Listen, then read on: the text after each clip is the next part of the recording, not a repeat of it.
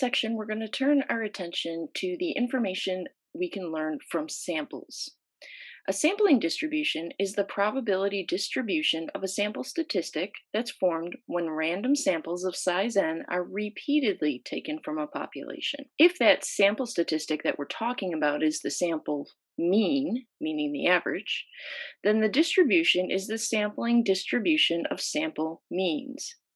Every sample statistic has a sampling distribution. So this graphic is meant to kind of clarify what that means. Suppose you have a population with the mean mu and the standard deviation, little sigma. You can take random samples from the population, and as you can see here, a sample might consist of data that's completely separate from the other samples you create, or your samples might actually overlap. So some of the data that got pulled for sample 2 actually exists in sample 3 as well. And you're seeing the bar over the top of the X to indicate that we're talking about the means of each of these samples. It turns out that the sampling distribution of sample means will always have these two properties. The mean of the sample means, so notice you have mu with a little X bar on it, the means of the sample means is always going to be equal to the population mean. When you take many samples and then you look at their average, that average will be the same as the population mean. The second property is that the standard deviation of the sample means is equal to the population standard deviation divided by the square root of the sample size. If you repeatedly create samples, the standard deviation of those samples is going to be related to the population standard deviation by this formula. The standard deviation of the sample distribution of the sample means is called the standard error of the mean. Now, that's a lot of words and they can seem very confusing. So the first example we're going to do is just to convince you that these two properties are true. I've modified example 1 slightly to include individual steps. In this example, the number of times 4 people go grocery shopping in a month is given by the population values 1, 3, 5, and 7. Meaning, when those 4 people were surveyed, one person said they go once a month, one person said they go 3 times a month, one said 5 times, one said 7 times. You're going to randomly choose 2 of the 4 people with replacement. So again, your samples might actually overlap. And we're going to go through these 4 steps to learn about the properties of a sampling distribution. In part A, we're asked to find the mean, the variance, and the standard deviation of the population of the entire data set.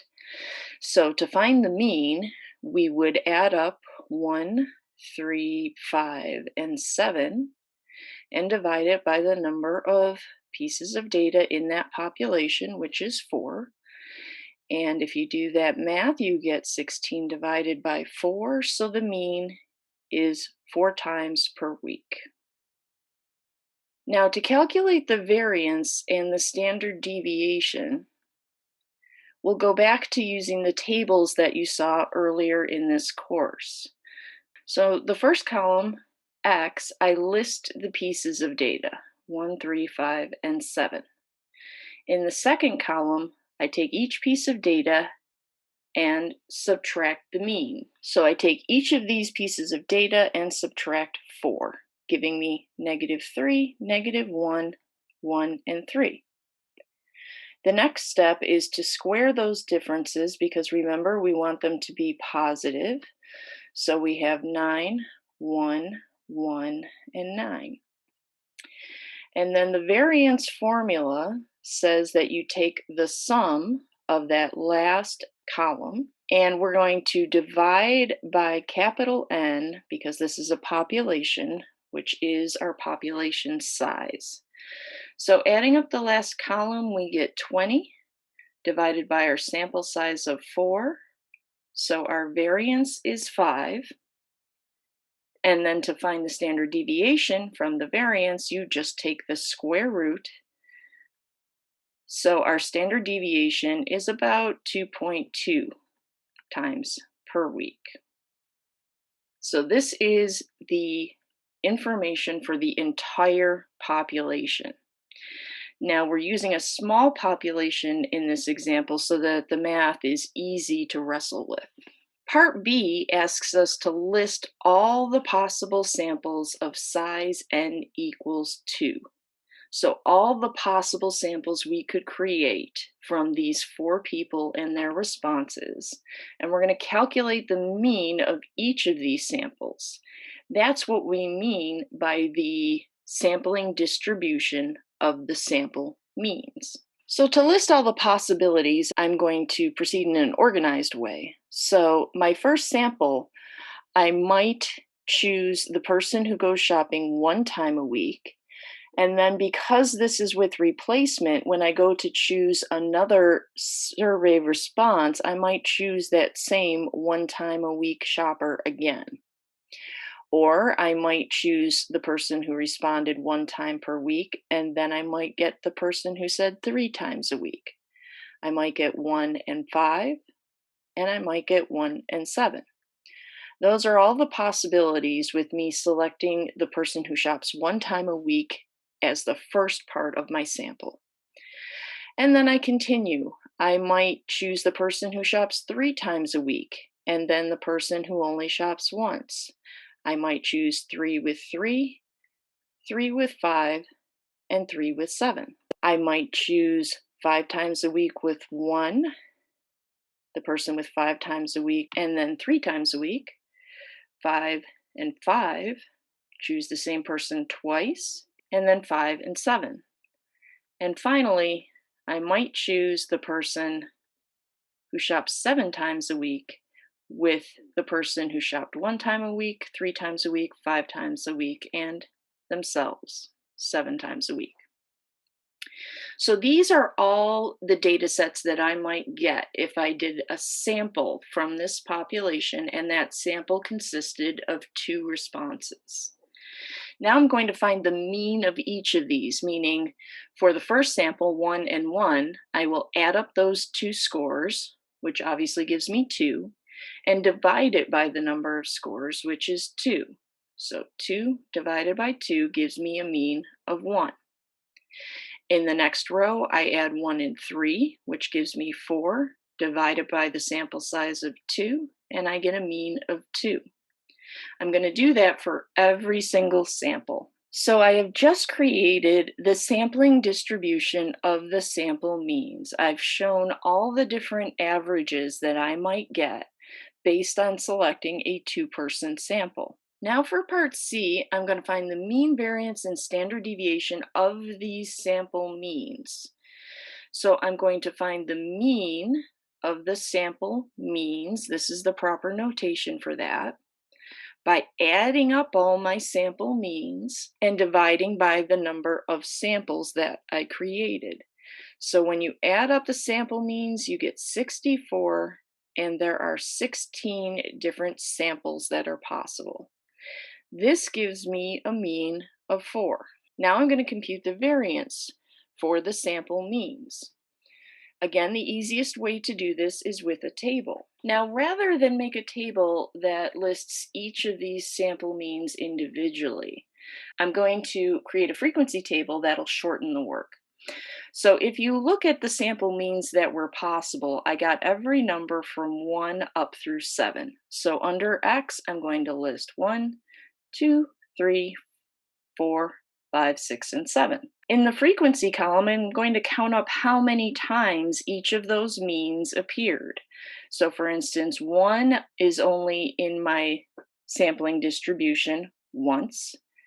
2 shows up twice, here and here, and so forth. So I continue counting the number of times each mean showed up in the sampling distribution. Next, I'm going to subtract the mean from each piece of data. So I am subtracting the mean of the sample means, which was 4, from each of these X values, giving me -3, -2, -1, 0, 1, 2, and 3. I square that column of numbers. And then the last step is to multiply this squared column by the frequencies. So I'm multiplying the numbers in these two highlighted columns. Now to calculate the variance for the means, I'm going to go ahead and add up that last column and divide by capital N, because again, this is all the possible samples that exist. So I will get 40 divided by 16, which gives me a variance of 2.5. And then finally, to get the standard deviation of the sample means, I take the square root of the variance, the square root of 2.5, and I get approximately 1.6. So again, this is what we mean by the mean of the sample means. It means I take all the samples, I find all of their means, and I find the average of those. In part D, it says compare your results with the mean, variance, and standard deviation of the population. So here's where we're now going to go back and verify these two properties. Our mean of our sample means is supposed to equal the population mean, so we'll see if it does. And the standard deviation of the sample means is supposed to equal the population standard deviation divided by the square root of the sample size. So we'll check that too.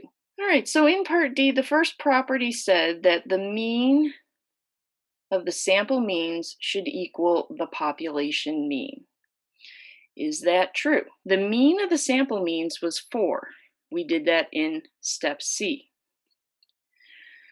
The mean of the population, notice, was also 4. We did that in part A. So yes, it did turn out that those two means were equal. So we have verified that the first property is true.